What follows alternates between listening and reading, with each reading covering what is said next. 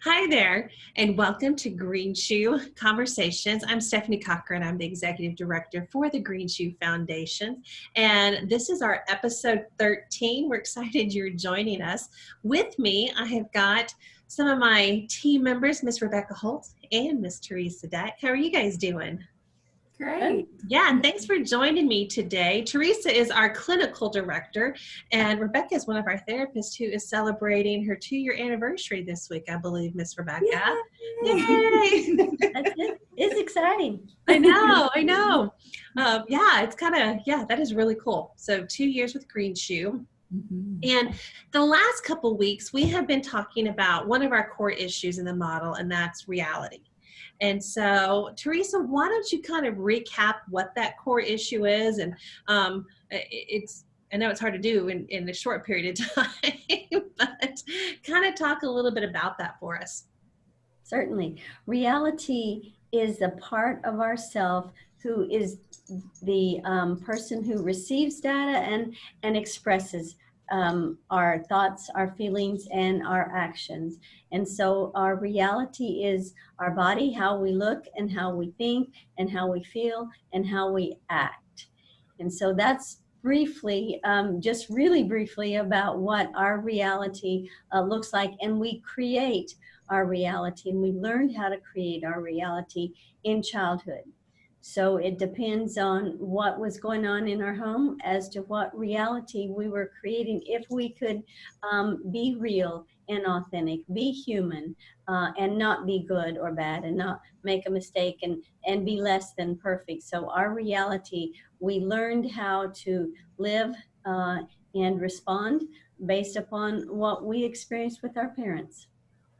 Thank you. And, this is actually our third kind of talk on reality. So I really want to encourage people to go back and listen to 11 and 12, because we have spent quite a bit of time in talking with this core issue. And one of kind of our favorite memes we always like to pop up when we do is this one. Our little puppy dog sitting in the fire saying, "Hey, this is fine. Everything's fine." And last week we spent quite a bit of time in that, what is it like to be out of our reality? And so this week we wanted to kind of go back now and talk about the steps to getting back into reality. Rebecca, what are some of those steps that we can do in helping us get back into our reality?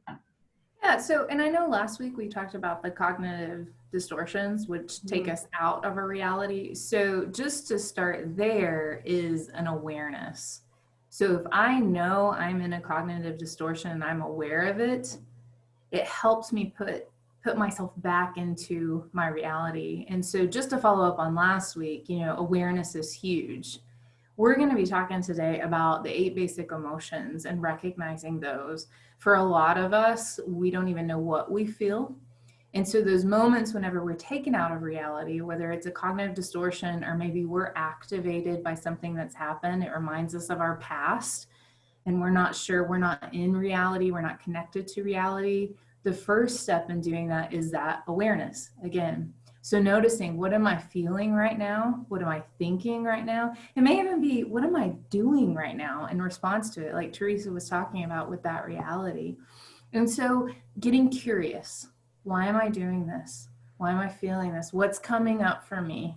We say that a lot as therapists, what's coming up for you? But we got to say it to ourselves as well.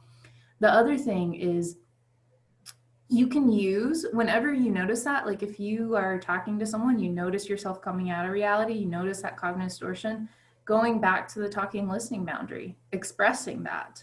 This is what I noticed whenever you said this. And so you can do that as well. But another thing, again, identifying the emotion, but also what's going on in your body. So connecting to your body. Sometimes if you feel completely out of reality, we just have to notice our feet on the ground. We just have to notice the chair that we're sitting in. And so literally from just your feet touching the ground to notice those feelings, behaviors, thoughts, those are all ways to bring yourself back to yourself, connecting with self in this reality. Is that kind of like when you guys talk about grounding ourselves, Mm-hmm. literally grounding? Mm-hmm. And feeling that to be able to connect. Yeah. Yeah, and I heard you talk a lot about that awareness and getting in touch with self. You know, and that's kind of what you explained, Teresa, with how we're forming that reality. Um, any thoughts, Teresa? Getting in touch with self, when you thought about that, and I was thinking about being present too for yourself. And so getting in touch with self, meaning that you take time to look inward, to check with you yourself. What are you thinking, what's going on, and what are you feeling in your body? Well, I feel like my heart's pounding. Well, I wonder why your heart's pounding, because some emotion or some thought of I'm in danger. So that makes my heart elevate, and that makes me feel fear. I feel afraid. And it may be because I hear a dog barking, or I hear a dish breaking, and dishes were breaking when I was young, and that wasn't a pretty thing. And so that getting in touch with self, looking inward, what do I think? What do I feel? And what do I notice in my body? And where in my body do I notice it? And I know we're going to talk about this here in a minute, but you're almost stepping through the first noticing how my body's feeling, if my stomach's upset, if I have a headache. And a lot of times that's connected to an emotion. And so it sounds like that can help me get to that emotion just by stopping and feeling my body. Our thoughts create our emotions. So what we think, so we have to pay attention to what we're thinking. And then it is, yes, it is all connected. Our body gives those signals that goes up to our brain. And then, so what am I thinking about this? I have to stop and think, wow, I am feeling afraid, because it's an automatic response, an autonomic nervous system response to any kind of experience that we experienced in childhood that wasn't safe, maybe, or that was could create some sadness. So connecting that. And so we look at that through the 8 emotions, correct? We look at our feelings. You know, when you talked about the eight basic emotions, and I have those here. So okay. I thought that would be good for us to kind of go through, because it's not just there's so much more than when you just say a feeling, you know, with that. And so you guys kind of walk us through this. Certainly. So I'll go ahead and start with anger. Is an emotion, and it's one of the 8 basic emotions. And all of these emotions, they're not good and they're not bad. All of these emotions have gifts for us. So that's very helpful. Whatever you feel is whatever you feel, and it's got a message for you, and it also has a gift for you. Sometimes they're used inappropriately, but in all emotions have gifts, and they are healthy, because we're human and we have emotions. And so anger, the gift it gives you is assertiveness. I can stand up for myself. I have strength to take care of myself, and it gives me energy to protect myself. So anger is a healthy emotion, if not taken out of bounds, if we are able to control it in a healthy way. But it does, because if we don't get angry, we'll allow sometimes ourselves to be a victim. So we don't want to do that. Some other words for anger that people think don't really connect to being angry is just resentment. I'm angry about that. That's resentment. Or some irritation, mild irritation, because we have scales from 1 to 10, like anger. So 1 anger could be some mild irritation, or frustration is another word, or it could be 10 angry, so angry that I'm ready to rip somebody's head off. And so there is what am I looking for? That a scale. Range. Yeah, exactly. A range, yes, of emotions. So anger is the first one, and again, it has gifts, which we talked about: assertiveness, strength, and energy. And the next one on the list is fear. Teresa, were you done? I didn't mean to interrupt you. Yeah, I was done. No, I was going to say I'm done. Okay. So the next one is fear on the list. And I'm glad that I'm sharing this one, because I share a lot the gifts of fear, because sometimes in my life I experience some levels of anxiety. So the gifts of fear are preservation, wisdom, protection.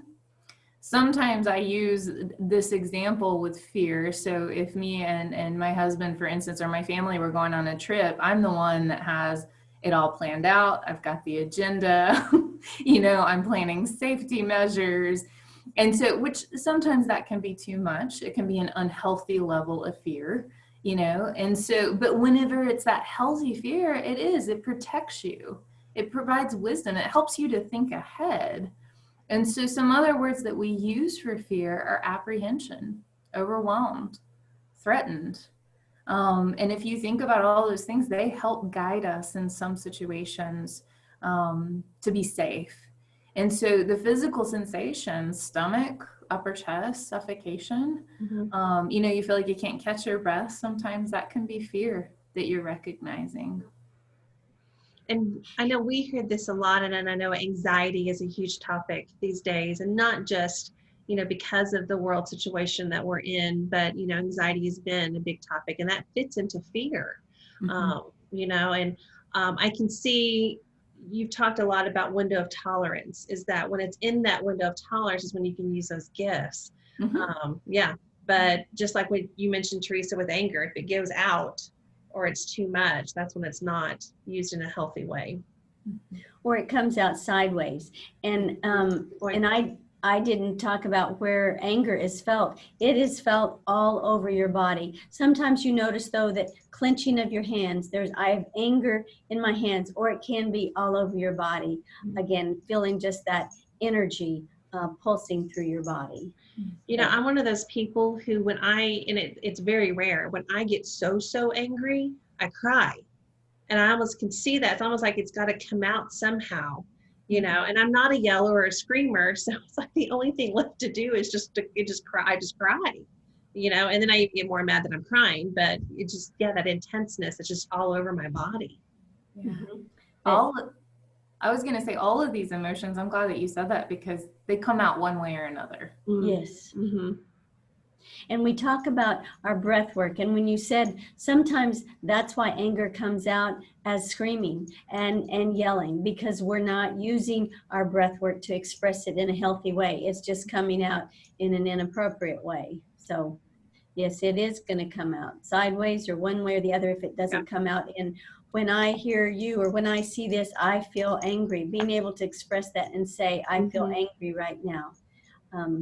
The next one is pain that we deal with. And pain is a very common emotion that individuals feel early on. A baby can feel pain, can't they? And so pain has a gift, healing, growth, and awareness. And we use that often during the week at Green Shoe, because in order for individuals to heal, they have to get to this point of pain. Pain can sometimes be, it's one of those things that we want to cover up because it feels discomfortable. It feels uncomfortable to us. And so, but pain has amazing gifts. Who wouldn't want to heal, grow, and become aware of what's going on? So I can help get rid of some of that pain and acknowledge that I'm hurt right now, and that's okay because I'm human. And so pain is a human emotion that has gifts, but we have to get to that point of pain before you can heal from it. Because if you don't acknowledge it and don't acknowledge there's pain, you can't ever heal from it. So it's really important for us to acknowledge that. And it's felt in the heart, the lower chest, is where we feel that pain. Sometimes it's energy too. All of these emotions have energy to them. Yeah. One thing I want to point out with the anger, fear, pain, and someone's shame and guilt, but I like to think of those as a lot of times it's our body signaling we need to be paying attention to something. And so, if we ignore those feelings, then they come out every which way than the way they're supposed to, but also we don't have that growth. We don't have that awareness. And so I just wanted to point that out because those are often feelings we don't want to feel those. Sure. But And they're sometimes necessary. we layer them. We'll use our anger sometimes to hide our pain. And I know we see that a lot, and talking through that, and all of these sometimes can be all layered in together, and being aware of those. Yeah, yeah. Okay, so joy. Yay, joy. Of course, the gift of joy, we've probably, hopefully all felt it, but abundance, happiness, gratitude. And so the feelings that kind of subcategory, happy, elated, this is what helps us feel hopeful when we have a sense of joy. And so this is all over the body, just a lightness. And I didn't mention the other words for pain also. A lot of people can feel pain. They can feel hurt, sad, lonely, pity. Abandon is a word. I feel abandoned. That is a pain word, a sad word. So I wanted to go back and add those other words. So thank you for letting me do that. Then the next one is passion, which is enthusiasm, desire, a zest for life. That means I'm excited about what's going on. And I know all of us, when we share on Monday, we're always excited and have passion to be doing what we get to do on Monday at the retreat. So passion is an awesome one. It gives us our appetite for things, energy and excitement. Because if you don't have passion or enthusiasm, life is going to be pretty dull sometimes. So we all need that passion. Yeah, we joke about we have that passion because we're excited to get up on Monday mornings, you know, which, to be honest, I typically don't necessarily have with all of my past employment, so to say. You know, I wasn't excited to get up on a Monday. Okay, so the next one is love. In this one, we use the words affection, compassion, tenderness, warmth. And of course, the gift of love is connection, is life, is our ability to feel spirituality, to connect with a higher power. With love, you know, and going back to those feelings we don't want to feel, if we also don't allow ourselves to feel love, we can't connect with others. It impedes intimacy in relationships. And so the gifts are connection. We feel this in our heart. We feel warmth. It feels good to connect with others. That's what we do as human beings. The next one is shame. And individuals, again, want to avoid shame. And Pia Melody, who we use for model in the retreat, she gives shame a twofold meaning. Shame has a part that's very helpful for us, and when we carry somebody else's shame, that is destructive. But our own shame is, I've made a mistake, I've done something wrong, so I'm a little embarrassed or I'm humbled by the mistake that I made. We all need to experience our own shame because that pulls us back. That stops us from going any further and being offensive or hurting other individuals. So our own shame is a healthy shame, and we need to experience that. And again, it's a control mechanism for a person so they won't go too far. Carried shame, when we're carrying somebody else's shame, is not a healthy thing, and we've taken on that feeling of I'm less than, I'm worthless. And that is not, this meaning of shame is, it gives us a little humility, containment, and humanity. That's the gift. We're all human. You're human, I'm human, we're going to make mistakes, but that doesn't mean I'm less than or worthless. And it helps me contain myself. And again, the humility. I'm not better than you because I make mistakes. And if I make mistakes, that means I'm not any better than you and you're not better than me. Humility. So shame has wonderful gifts.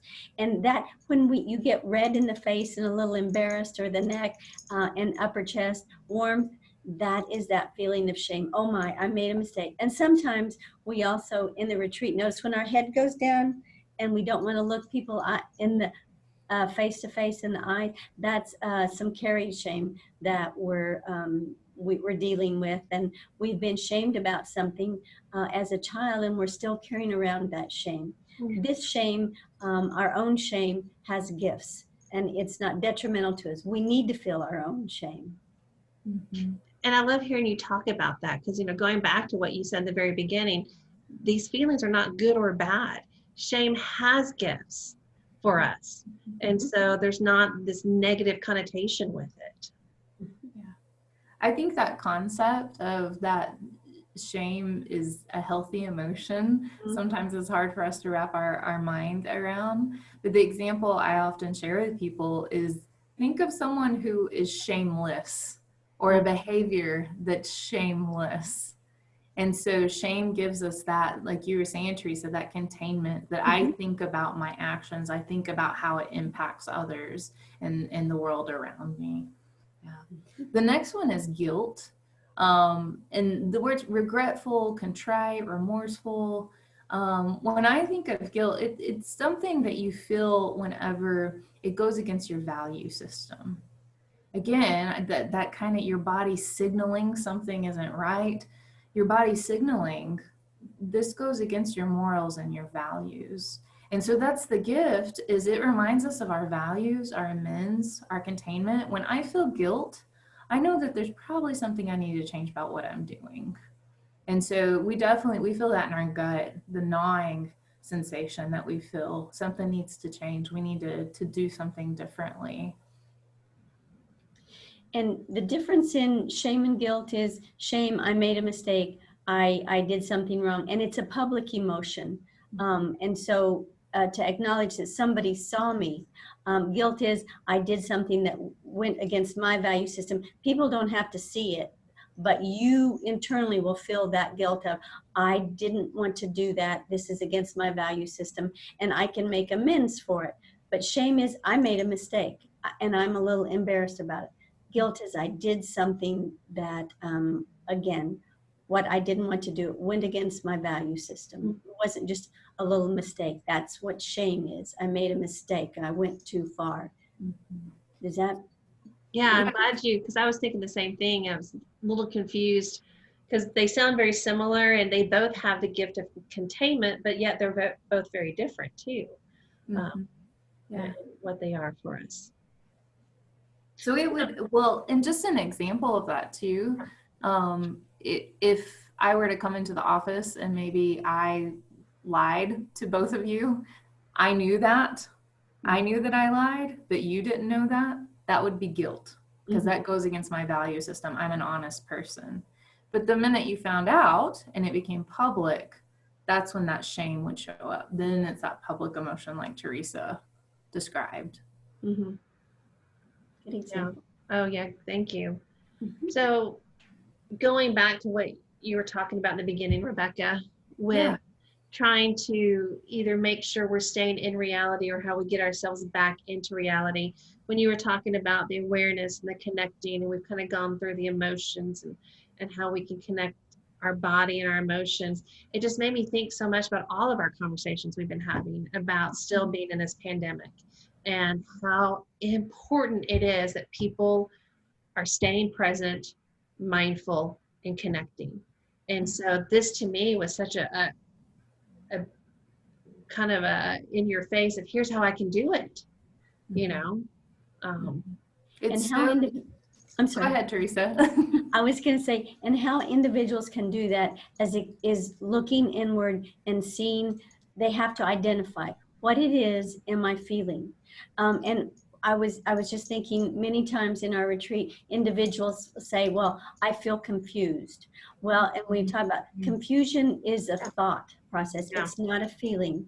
I maybe felt confused about it, but the emotions, they're going to be one of the 8 emotions. Confusion is a thought. I didn't know what to think about it. And so that created that feeling either of fear or pain or whatever the emotion is. So that feeling of I'm confused or I felt betrayed. Again, that's not an emotion. Yes, we can be betrayed, but do we feel angry, pain, or whatever it is? So there's some words that sometimes we think that we're talking about our feelings and we're really not. We're really talking about our thoughts. So helping people distinguish between your thoughts and your feelings, and then where do you notice it in your body? Because if you've disconnected from your body, you're not aware of what you're feeling.